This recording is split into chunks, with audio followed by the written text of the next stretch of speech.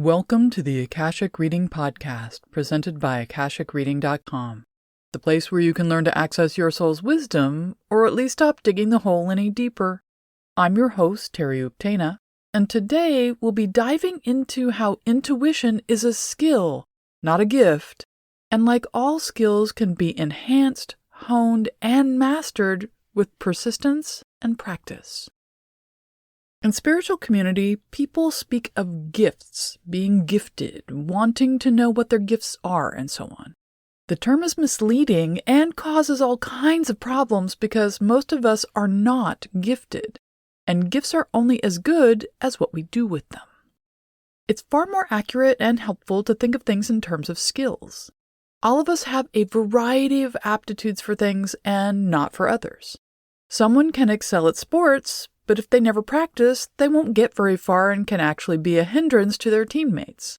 Someone might not be particularly adept at sculpting, but through practice, mistakes, experiences, and hours put in, they can develop into an amazing artist. No one is born to run a marathon, but quite a few people end up doing it for so many reasons it's impossible to count them all. It takes time and effort, but it can be done, even if you're differently abled. Intuition is a skill. We all have it, and mostly unlearn it by the time we're adults unless we grow up in a culture which incorporates it into daily life. People are often surprised and comment on my perceptiveness and intuition concerning all kinds of things, not just people.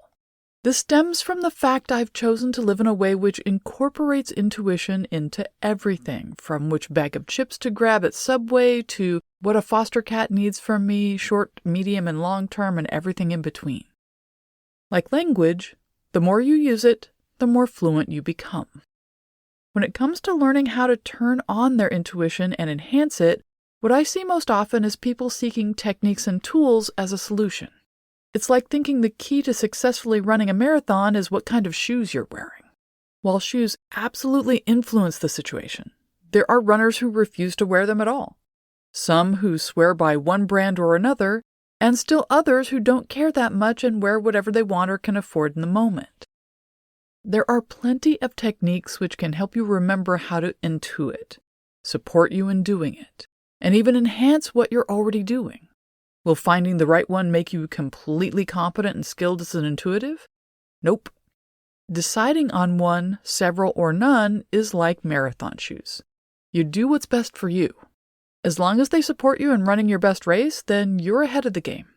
Just remember, everyone's needs are different, their preferences are their own, and so what works for you is not and probably won't be the answer for someone else. No matter what technique you decide on or whether you decide to use one at all, the way to work with your intuition is to use it. Think of this like breaking in shoes or jeans. The only way to do this is to get in them and start moving. And like all skills, it's way more helpful to work with them regularly, even daily, than to be a weekender or see them as something unique which you do only on special occasions. Like any skill, you only get better if you practice and only learn if you make mistakes. You'll mess up a bunch at the beginning. Beginnings are always awkward. And then less and less as you go along. For those who want to remember how to experience and fully participate with their intuition, there are two places I can recommend you start: random thoughts and your spidey sense. Random thoughts are something we're taught to dismiss as nonsensical, internal white noise, or disjointed internal rumblings from a subconscious which needs to be ignored in order to learn its manners. While this could be the case, they can also be the third eye processing energy and information. This is different from ongoing internal monologues about issues we're processing, or the judging voice which tells us how wrong we are in and about most things, and the desires which goad us into acting on our best and worst behaviors. Instead, these random thoughts are your intuition trying to get your attention. To remember how to work with them, first start noticing them consciously. It can help you to keep a tiny notebook with you throughout the day or to jot things down on your phone, and then jot them down like a stream of consciousness journal made out of fortune cookie one-liners. You may be surprised how many thoughts like this you have throughout the day. The next step is to note what you're doing when they occur. Context is important when dealing with intuition.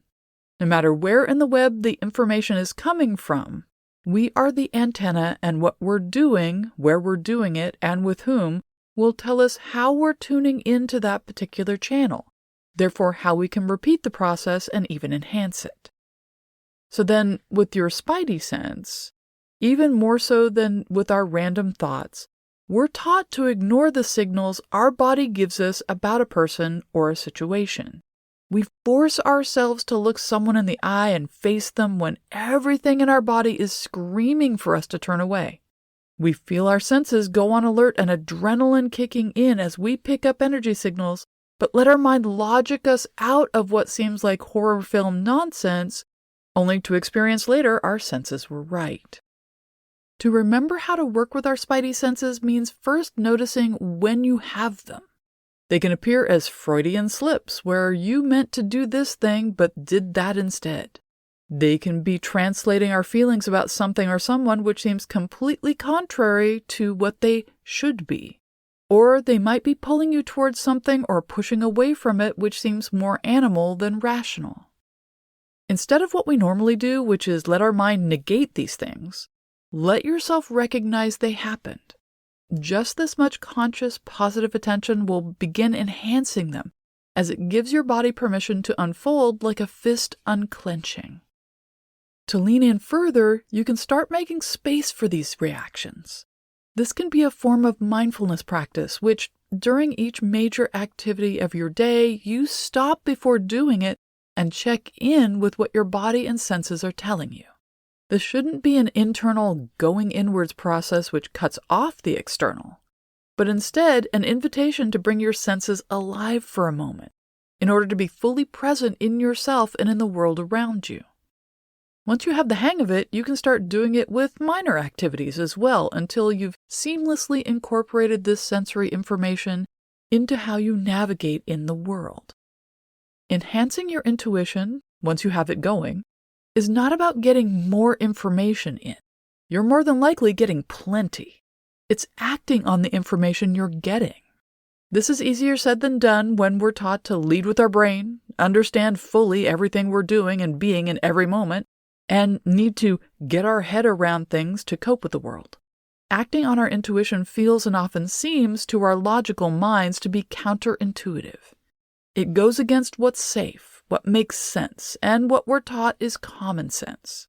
However, if we wait to understand it in the moment, we'll wait forever, and the moment will be lost. We'll have invalidated ourselves and our senses. This enhances our doubts and stuckness, which isn't handy. The key is to set aside what you want from a situation, what you think about it personally, what is logical, or what would be best. Accept the information you get as what you're getting. Don't second guess.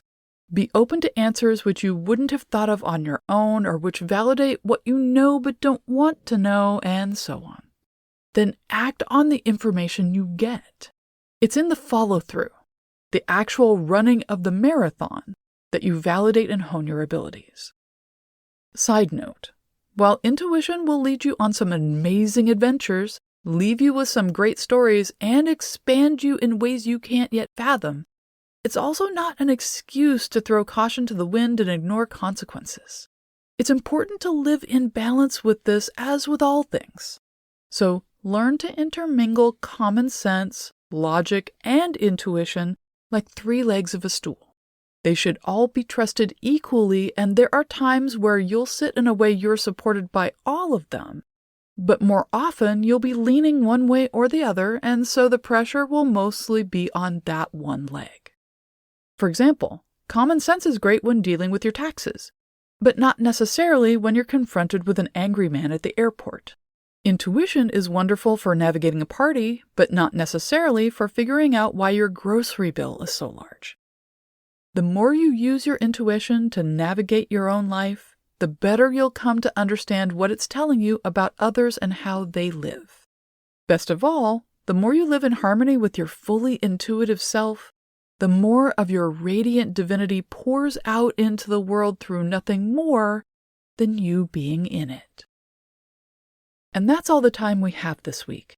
If you're interested in knowing more, check out my website, akashicreading.com. Thank you to my patron of honor this week, Allison V. Fine. If you're enjoying this podcast, please consider supporting it by subscribing on Patreon. For just $5 a month, you can join in weekly patron-only classes, see all my other offerings, and get regular updates about what I'm working on at patreon.com/TerryUktana. Thanks. Bye.